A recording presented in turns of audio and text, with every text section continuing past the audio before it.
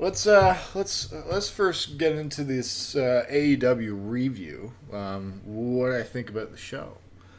I thought it was a fantastic show.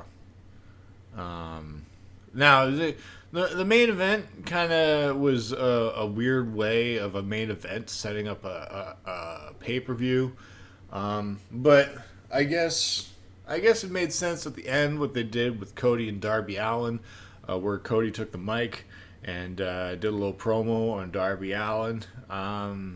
It's gonna be interesting. I personally really like this show though, and I really look forward to the pay per view at Full Gear. I think that's gonna be one of my favorite pay per views I'm ever gonna watch, just because the card, it looks fan-freaking-tastic, man. It looks fan-freaking-tastic. A lot of interesting things happened. Matt and Nick Jackson looked like they were going to get the chair, and then Hangman Page and Kenny Omega came out, and then they had a little stare down with each other, but they had a little fist bump, but don't turn your back on each other kind of thing. So that was cool to see Hangman Page helping out the Young Bucks again. So I don't know where everything's going to happen after that. It's going to be interesting. So it's Full Gear. I think what might happen is Kenny Omega wins, and then he attacks Hangman Page after the match. Because we've been seeing Kenny Omega try and do teases of him trying to hit people after matches. And maybe something snaps within him where he attacks Hangman Page after beating him. I'm just throwing out curiosity. I'm just throwing out stuff, that's all. What else do I enjoy? Oh, there was just so much to enjoy this show. Hell, okay, so we got to talk about this. The start of the show, Jake Hager is showing his face. I thought he wasn't gonna wrestle for a while, but look at him. He's what a trooper, man. His face is all beaten up, and he shows up for AEW, and he gets a round of applause from everybody. And this is what I find fucking hilarious, everybody. Okay? I did a review of Jake Hager's MMA fight. Okay? It's now at 35,000 views. And a lot of people are angry with me for doing that review because, one, I forgot the other fighter's name. Pissed off a lot of people. Second of all, they didn't like my review of how I thought the fight went. You know, there was just I had to watch the fight at least twice before I talked about it, and so with Bellator and MMA, I'm not sure it's different rules or not, but when it comes to cage control. Okay, that's where I'm a little bit iffy. That's my father fucking hates MMA because he's more of a boxer guy. He's like, MMA is not fighting. It's just having somebody up against a cage and you're foot stomping each other, and you're poking each other in the eyes and balls, and he thinks it's just stupid. I don't know his opinion. He prefers the boxing. So. Back to the Jake Hager thing. So a lot of people got really pissed off at me, and during my review, I kept calling the other MMA fighter the other guy because I keep Brandon Colton. I think that's his name or something like that. I thought they made it, and so on tonight's AEW, they also made a joke similar to that of that review I did, and where Chris Jericho was like, we beat that Brandon Cutler or Colton, whatever his name is, and Jake Hager goes, who cares?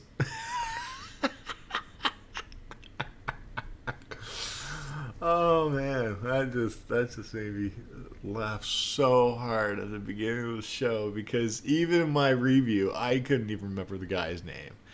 And for Jake Hager to go, who cares? Oh man, that's fucking great.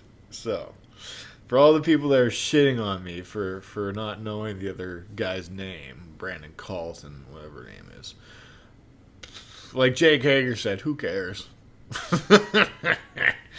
All right, but tons more to get into. Well, I might as well. So, like, well, at the beginning of the show happened. MJF shows up during the Chris Jericho interview at the beginning of the show, and then Jericho calls him soft, and then MJF gets pissed off. He's like, "I'll show you who's soft." So the first match, it's Sammy Guevara and Ortiz from Proud and Powerful against MJF and Wardlow. It was a good match. Matt Hardy dressed as Serpentico threw a chair at Sammy Guevara and then just I don't know who got the pin, but he interfered with the match at least. I think Wardlow got it was Wardlow got the F10 on Ortiz, I believe, and then NJF I believe made Ortiz tap out to the Fuji Arbor.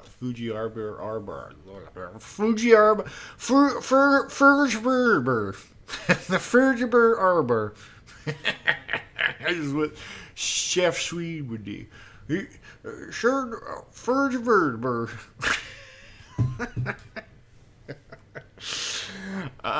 You got my drift. All right. So and then MJF and Wardlow go up to the stage after the match, and then MJF spears Chris Jericho out of his commentating position and through the AEW TNT thing in the back.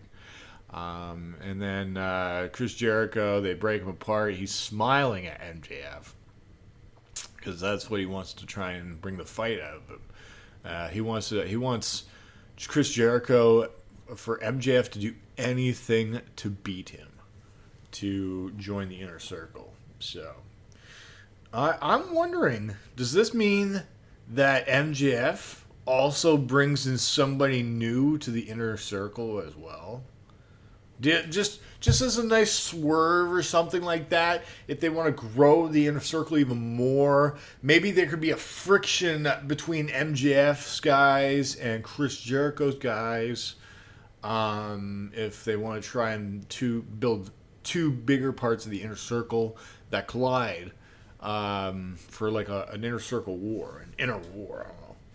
I don't know. I think that would be a great idea. I'm pretty sure my idea is not going to happen, but it would be pretty cool.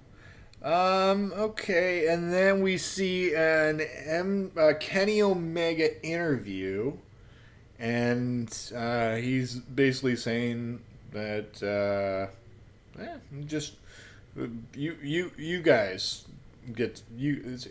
He looks at the camera and says, "You guys vote either Paige or me." It's like, that's a pretty simple problem in my opinion. And then what else happens after that? So it's Trent from Best Friends against Miro, in Miro's first ever singles match.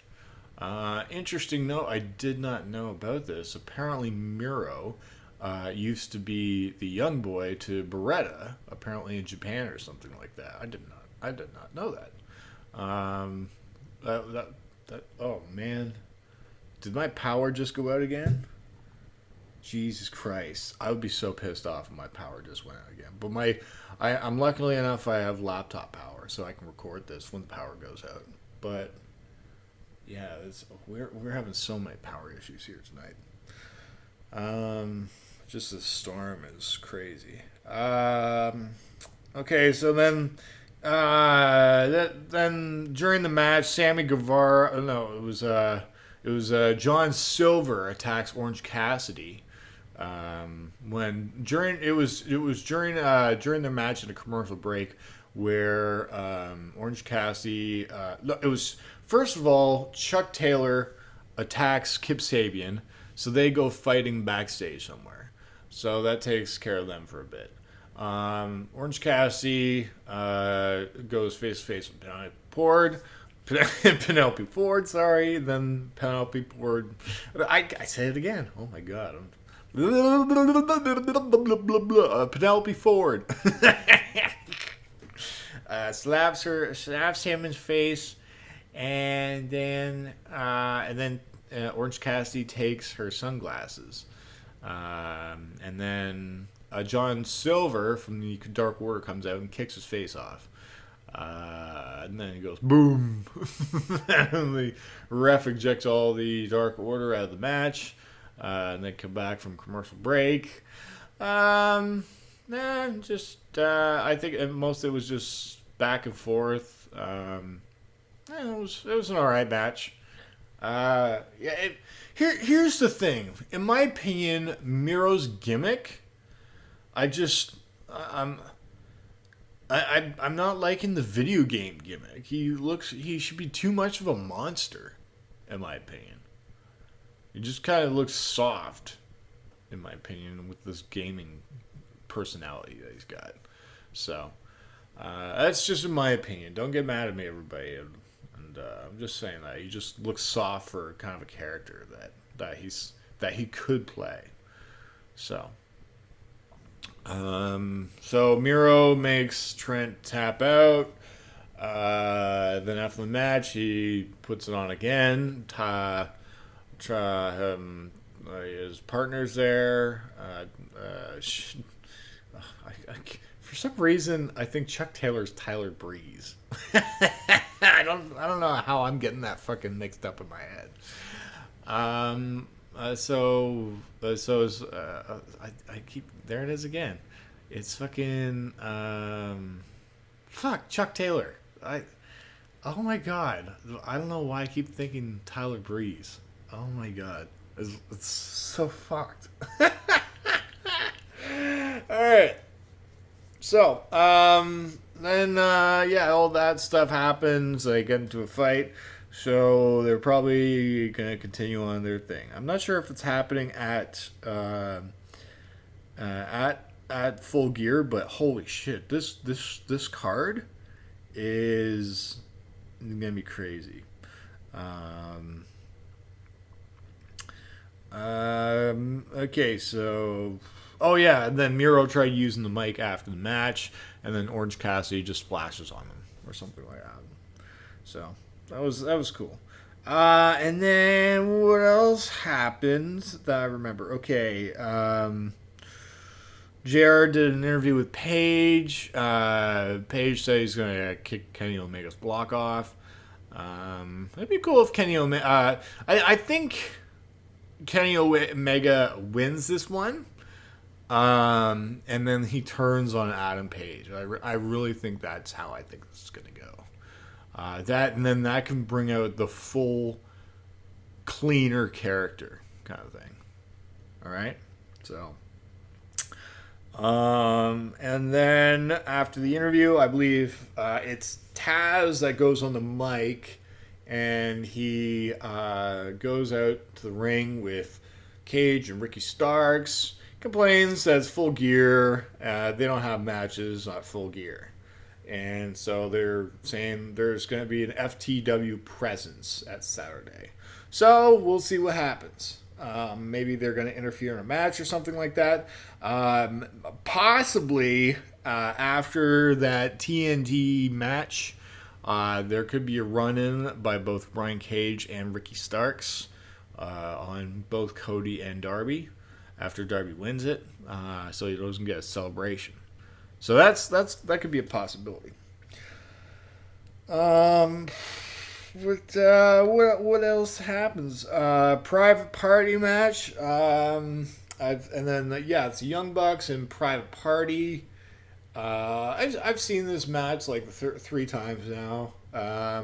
They've been trying to do the same finish like the third time where it's a roll up. But the Young Bucks, that was good. It was a good match. Back and forth. Matt tried selling the ankle injury most of the match. Sometimes he didn't. I know. Sometimes he didn't. Jericho even called that out, saying it doesn't look like he's selling, but he's hurting. So he said that on commentary. Fucking sakes, man! Like Chris Jericho on commentary is just hilarious.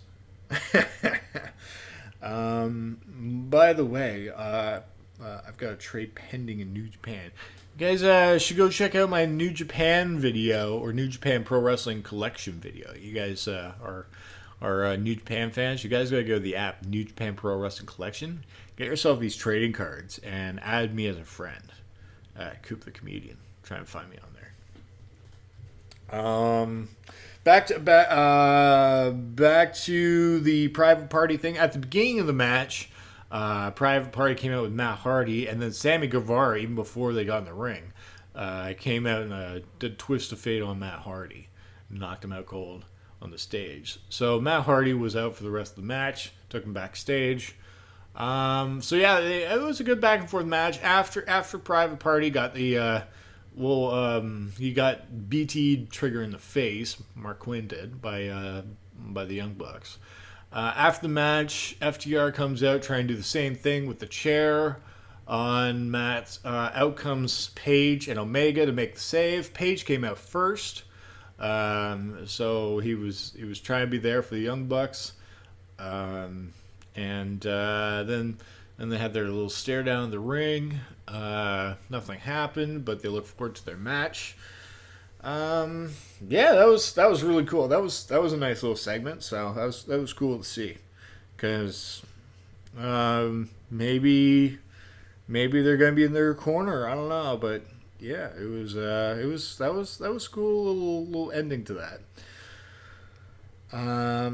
Then they do the face-off between Eddie Kingston and John Moxley, and I really enjoyed this. What just happened? Something happened. 1 second.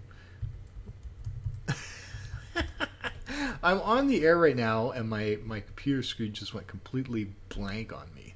I had to type in the password. Maybe I was inactive or something like that. Just strange. I've never done that when I've been on the air. But okay. So back to the Eddie Kingston Moxley thing. A great promo between the two, and Eddie Kingston looked a little bit too emotional when John Moxley started talking about his mother. And then Eddie Kingston turned his back on John Moxley. Now the thing is, they couldn't attack each other, or else the match would be called off or something like that. Eddie couldn't attack John, so John just talked about his mother most of the time, saying it's gonna suck because on Saturday you're gonna fail your mother, and you're gonna tell your mother a lie because you're not gonna win. So great promo, a great promo between the two. Really looking forward to that match. Most likely Eddie Kingston's gonna say I quit, and then what's probably gonna happen is the next thing I want to talk about is Pac. Pac showing his face, saying that what isolation does to you. It makes you even more crazy, kind of thing. He looks like he's getting stronger. I really hope he gets to come back soon. I don't know what's gonna happen if he comes back. If the Death Triangle are gonna be back together, that's gonna be interesting. Pac is probably going to rival Eddie Kingston. Oh, that's gonna be interesting. That's gonna be interesting.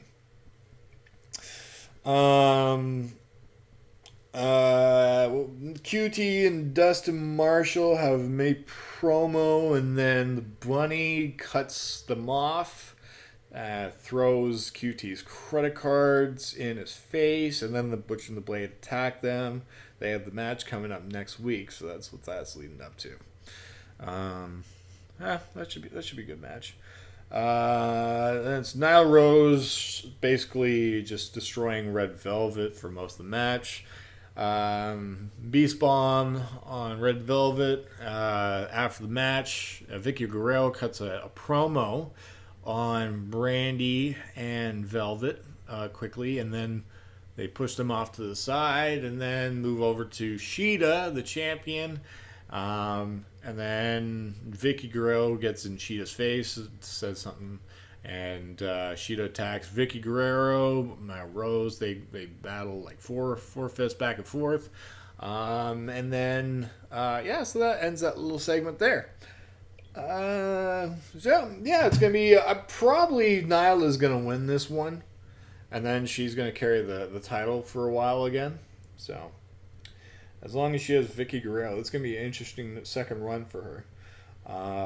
Then we go to a video of Darby Allin with a car. Jeez, these Darby Allin things are so strange. So he breaks into a car, and then he drives a car into somebody with the face of Cody Rhodes. So the guy jumps over the car, but he pretends he's dead. So very, very strange. Very strange promo. And then the main event, it's John Silver and Colt Cabana and Lance Vance, Preston Vance. He's number 10 against Cody Rhodes it's just Cody. Sorry, and Billy and it's the Gun Club. So Cody and the Gun Club, and apparently now the Gun Club are partly part of the Nightmare family. So I think this is a strategy-wise to help get Austin Gunn over. They had a nice back and forth match. Austin Gunn got the win at the end with the quick draw, they call it. It's a sort of like an overthrow, a cradle in or something like that. An overthrow cradle, maybe. I'm not sure if that's the proper word, but it's a cool little move. Austin Gunn gets the win on Dynamite. I think it was their first appearance on Dynamite. And then after, Cody cuts a promo, and Darby Allin watching from the side, saying that basically Darby Allin wants to be the face of TNT, but you think that the execs don't let you. That's wrong. It's just because you're not the ace. I am. All right, and so that ends that. It was a great show. Great show, in my opinion. Absolutely great show. I really look forward to the Full Gear pay-per-view. I'm really intrigued to see how the Young Bucks are going to do after they have to win. Okay, like this stipulation now of if I don't win, I'm never competing for it again. This is like too many times. I think if they do not win this and they never compete, that is the most strangest thing I've ever noticed when it comes to a tag team tactic. Okay, like they have to win this. So, I just if they don't win, I don't understand the tactic. Maybe it's just for FTW or FTR bragging rights for the rest of their lives. Maybe that's the payoff. I don't think that's a good payoff, but we'll have to wait and see. I just think the Young Bucks have to win this. So, and if I really hope they don't bring this stipulation around for a while, like 2-3 years kind of thing. Because I just think that they've used that tactic already twice in like 1 year or something like that. So just too many times in my opinion. All right, so that covers that. And just a little bit more wrestling thoughts here. A shout out to New Japan Pro Wrestling reporter that follows me on Twitter. I get these magazines from him. He has an upcoming article #2 coming out. Let me just look up NJ. Let's see his. Okay. Okay, his Twitter name is Monthly Puroresu. Puroresu. I'm not sure if that's pronounced. It's Puroresu. My apologies for not pronounce that properly. I'm terrible with English. But in this upcoming issue that they have, it's with Danny Limelight. And Danny Limelight has really been impressing me this year ever since I've seen him on TV lately. I know him now from New Japan Strong. He's been in New Japan Strong episodes lately. I've been really enjoying it. I know Rocky Romero and the crew have been trying to really put over Danny Limelight. He did really well in the Lions Cup in USA. He went to the finals against Clark Connors. I've really been enjoying his work. I saw him on the other night on Prime Time. I think I'm not sure if they won the title. I think they won the titles there, Primetime Champions or something like that, Tag Team Champions. I'm not sure. Maybe they won a qualifying match. I know I saw him there. I've seen him on AEW for a couple of AEW Dark episodes. I've just been really enjoying Danny Limelight lately. So I was and he was doing a live stream, and he seems like a really chill dude, man. Like he was just like. He had less than like 20 people on his Instagram live. He's just chilling, chatting with people that he's just inviting in. I just wanted to pop in and say hi to him because I was too busy watching the election and just other things I was just focusing on. I just wanted to pop in and say hi. But he tried getting me to come on with him on Instagram Live, and I was like, just not tonight, man. Maybe another night. So maybe I'll chat with Danny Limelight in the future. Hopefully I can soon. Just a little shout out to Danny Limelight, man. He seems like a great dude. Give him a follow. Danny Limelight, wrestler.